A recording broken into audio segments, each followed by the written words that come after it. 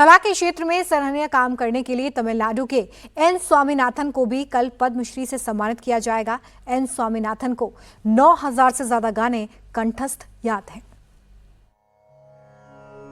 திருச்சிற்றம்பலம் தோடுடைய செவியன் விடையேறி ஓர் தூவெண் மதிசூடி। वो व्यक्ति जिसे 9000 गाने कंठस्थ हैं, श्री एन स्वामीनाथन, पद्मश्री 2026।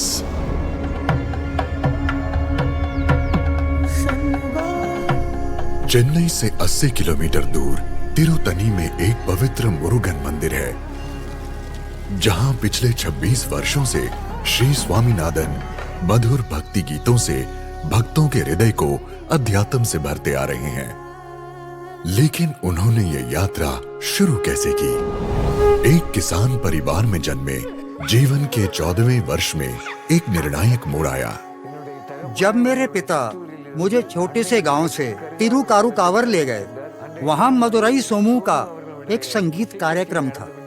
कार्यक्रम के बाद मेरे पिता मुझे आशीर्वाद दिलाने ले गए।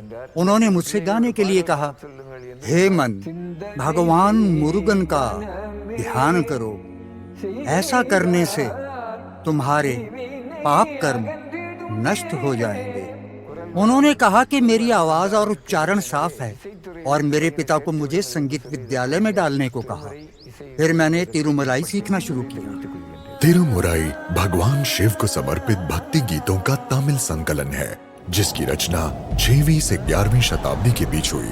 इनमें तेवारम गीत सबसे प्रमुख हैं। युवा स्वामीनाथन को 8 वर्षों के लिए तिरुकाड़वूर के तेवारम पाठशाला और धर्मपुरम आदिनम भेजा गया। बचपन से युवा होने तक उन्होंने पूरी लगन और कड़े अभ्यास के साथ तेवारम भजन सीखे।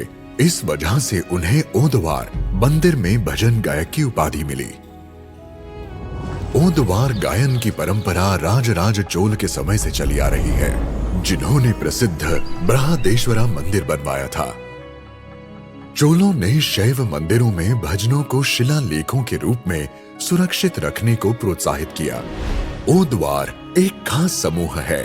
तिरुमुराई खासकर तेवारम भजन तमिल संगीत शैलियों पन्न में गाए जाते हैं, जो कर्नाटक संगीत के रागों में समान हैं। ओदवार स्वामीनाथन समर्पित आदिनम तमिल शैव मठों और अन्य ओदवार के साथ मिलकर इस परंपरा को आगे बढ़ा रहे हैं और धर्मपुरम और चिदम्बरम में छात्रों को प्रशिक्षण दे रहे हैं। अपने वैश्विक तमिल श्रोताओं के लिए उन्होंने इन भजनों को 100 से अधिक डिजिटल संग्रह के रूप में प्रस्तुत किया। हमारी तपस्या से हमें तिरुमलाई मिला, जिसमें काव्य, संगीत, व्याकरण, कला साहित्य शामिल हैं और तिरुज्ञान संबंधर का आशीर्वाद मिला। इसे बचाकर रखना हमारा कर्तव्य है। நம்முடைய கடமையாகும்। திருச்சிற்றம்பலம்।